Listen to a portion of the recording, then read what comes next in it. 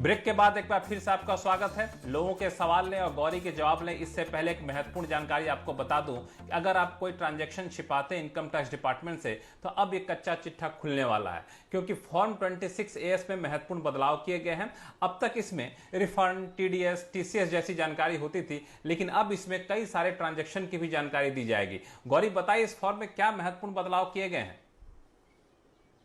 देखिए, इसमें लक्ष्मण सबसे पहले तो इस फॉर्म का जो नाम है वो ही बदल दिया गया है। पहले से एनुअल टैक्स फॉर्म कहते थे, अब एनुअल इंफॉर्मेशन फॉर्म कहेंगे। इस नाम से ही आप समझ पाएंगे कि इसमें अब बहुत सारी और जानकारी मिलेगी आपको।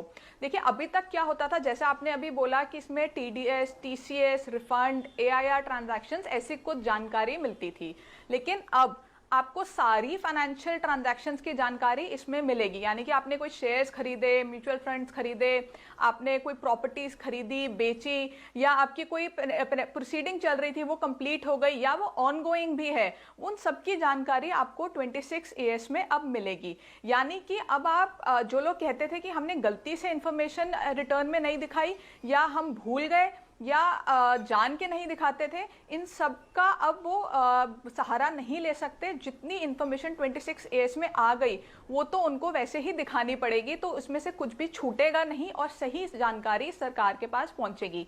इससे सरकार को भी आसानी होगी टैक्स इवेडर्स को पकड़ने के लिए, और जो टैक्स इवेडर्स हैं या जो SSCs हैं उनको भी अपनी रिटर्न भरने में बहुत आसानी होगी।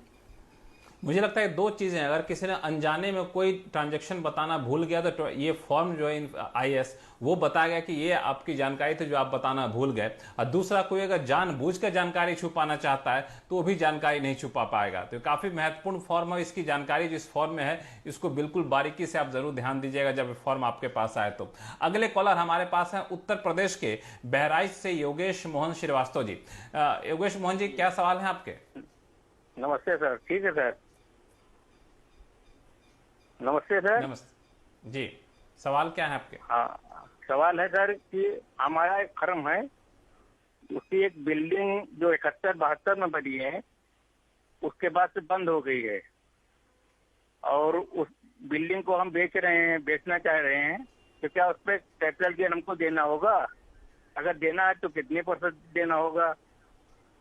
ठीक है, देखिए, आपकी जो फर्म है आप कह रहे हैं वो बंद है, इसका मतलब या तो वो वाइंड अप हो चुकी है। देखिए, अगर वाइंड अप हो चुकी है तो जब फर्म वाइंड अप हुई होगी तो आपने उस प्रॉपर्टी को पार्टनर्स, एक पार्टनर या सारे पार्टनर्स में एक रेशियो में बांटा होगा, तो अब ये प्रॉपर्टी उनके नाम पे है। तो जब आप उसको बेचेंगे तो पहले तो आप इसको 2000 और 2001 का इंडेक्स फेयर मार्केट वैल्यू पे लेंगे, उसके बाद इस साल का इंडेक्स वैल्यू लेंगे, इंडेक्सेशन करके जो वैल्यू आएगी उससे आप कैपिटल गेन टैक्स निकालेंगे। अगर आपकी जो फर्म है वो बंद है, से आपका मतलब है कि फर्म में ज्यादा ट्रांजैक्शंस नहीं है लेकिन फर्म अभी चल रही है, तो ये प्रॉपर्टी अभी फर्म के ही नाम पे होगी, ऐसा मैं मान के चल रही हूँ। तो जो कैपिटल गेन टैक्स है वो फर्म के हैंड्स में टैक्सेबल होगा और फर्म को उस पर टैक्स देना होगा। चलिए, इनकम टैक्स से जुड़े हुए कई सारे सवाल अभी भी हमारे पास आ रहे हैं, लेकिन अब फिलहाल बारी है GST से जुड़े सवालों का जवाब देने का।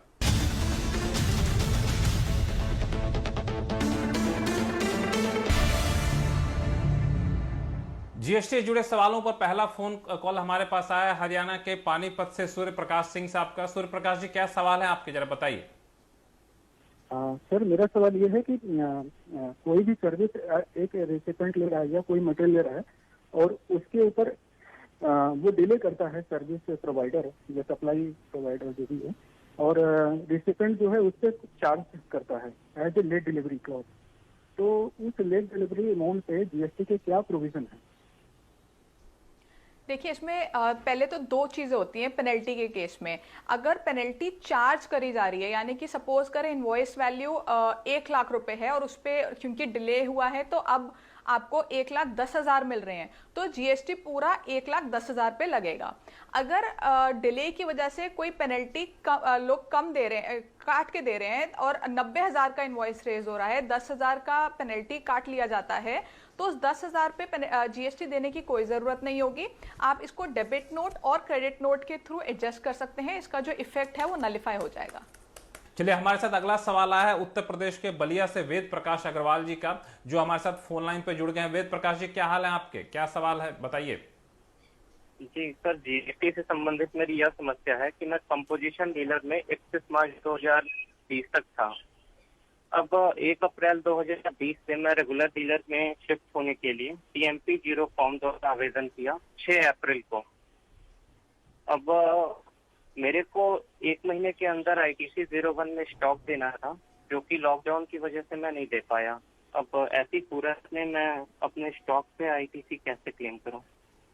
देखिए यहाँ पे वैसे तो जो लास्ट डेट है वो बढ़ चुकी थी, 30 जून हो चुकी थी। इसका नोटिफिकेशन नंबर 35/2020 जो 3 अप्रैल को आया था, ये नोटिफिकेशन नंबर है। लेकिन यहाँ पे छोटी सी चीज़ ये है कि आपने जो फॉर्म कॉम्पोजिशन से ऑप्ट आउट करने के लिए भरा है वो भी आपने इसी समय में भरा है, और उसका जो क्रेडिट लेने का जो फॉर्म होता है वो विदिन 30 डेज आपको भरना होता है। लेकिन आप एक बार डिपार्टमेंट में असेसिंग ऑफिसर से मिलिए, उनको इस नोटिफिकेशन का दिखाइए और उनको बताइए कि जो लास्ट डेट है वो बढ़ चुकी है, 30 जून हो चुकी है, तो अब वो उसको अलाउ कर दें ताकि आप इनपुट ले पाएं। चलिए फिलहाल वक्त है छोटे से ब्रेक का। ब्रेक के बाद बताएंगे कि लॉकडाउन की वजह से देरी से डिलीवर हुआ है सामान, तो इनपुट टैक्स क्रेडिट का कब तक ले पाएंगे फायदा। लौटते हैं छोटे से ब्रेक के बाद।